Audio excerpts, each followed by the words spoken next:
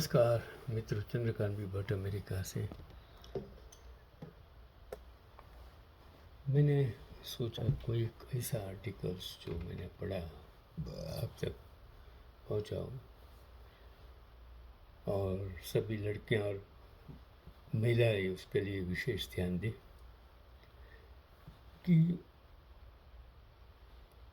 भारत में आज नारी 18 वर्ष की आयु के बाद ही बालिग अर्थात विवाह योग्य मानी जाती हैं, परंतु जो मशहूर अमेरिकन इतिहासकार कैथरीन मायो ने अपनी बहुचर्चित पुस्तक मदर इंडिया जो 1927 में छपी थी में स्पष्ट लिखा है कि भारत का रूढ़िवादी वर्ग नारी के लिए 12 वर्ष की विवाह सहवास आयु पर ही अडिग था।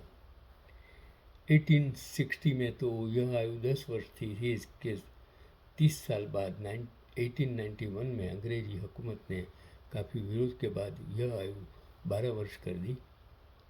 इसके बाद 1922 में तब की केंद्रीय विधानसभा में 13 वर्ष का बिल लाया गया, परंतु धर्म के ठेकेदारों के भारी विरोध के कारण यह बिल पास ही नहीं हुआ। 1924 में हरि सिंह गौड़ ने बिल पेश किया।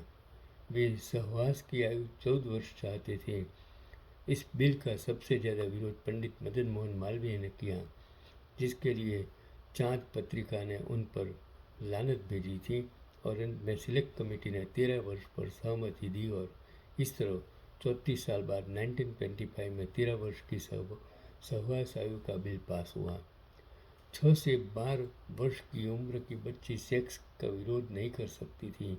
उस स्थिति में तो और भी नहीं, जब उससे दिमाग में यह ठूस दिया जाता था कि पति ही उसका ईश्वर है, मालिक है। जरा सोचिए, ऐसी बच्चियों के साथ सेक्स करने के बाद उनकी शारीरिक हालत क्या होती होगी। इसका रोंगटा खड़े कर देने वाला वर्णन कैथरीन मायो ने अपनी किताब मदर इंडिया में किया है कि किस तरह बच्चों की जांघ की हड्डियाँ खिसक जाती थी, मांस लटक जाता था और कुछ तो अपाहिज तक हो जाती थी।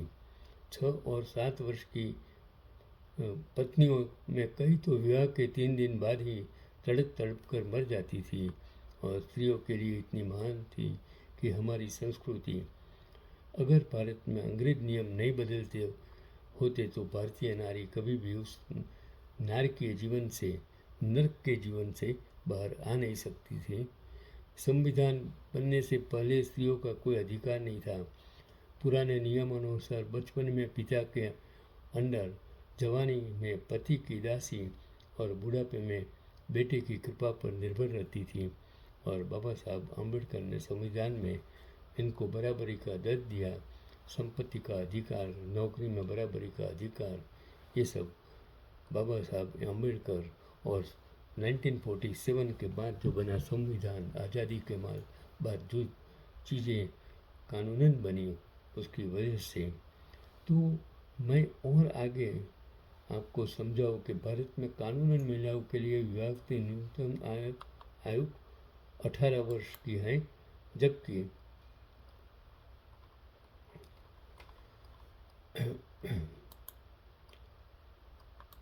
जबकि पुरुषों के लिए यह आयु 21 वर्ष निर्धारित है।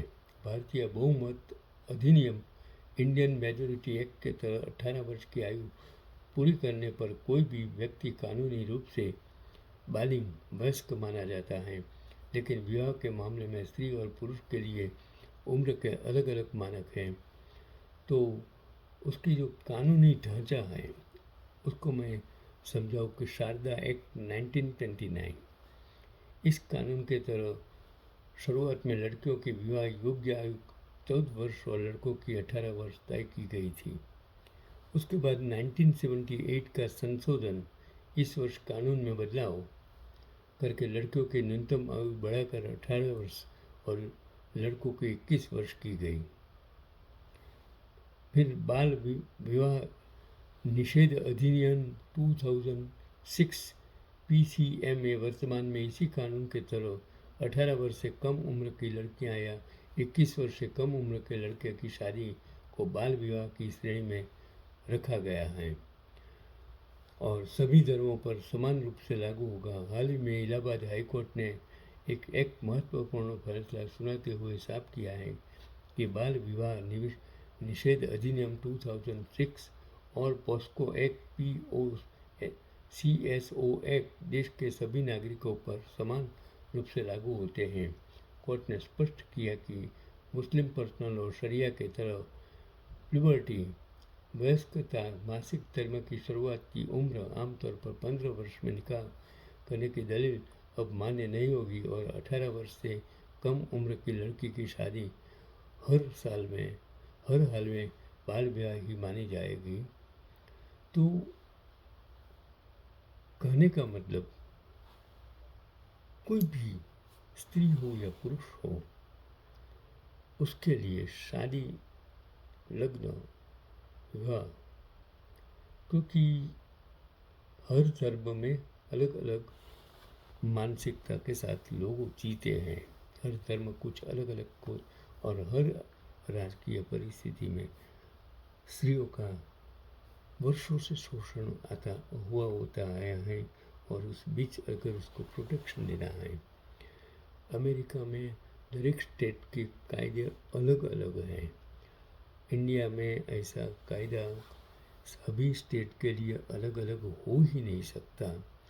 हाँ, हमारे समाज में उस जमाने में हर कम्युनिटी में उसका नियम अलग अलग था लग्न के बारे में, और लग्न के नियम, उसकी संस्कृति, उसकी व्यवस्था, शादी करने की पद्धति, डाइवर्स की पद्धति, उसमें लोग नक्की करते थे डाइवर्स की पद्धति, वो मैंने देखा है। कायदा होने के बावजूद भी लोग किस तरह से काम करते हैं वो मैंने देखा है। जब तक कायदे का बंधन और कायदा के अमल झड़पी नहीं होगा तब तक क्राइम होता रहेगा, स्त्रियों का शोषण होता रहेगा।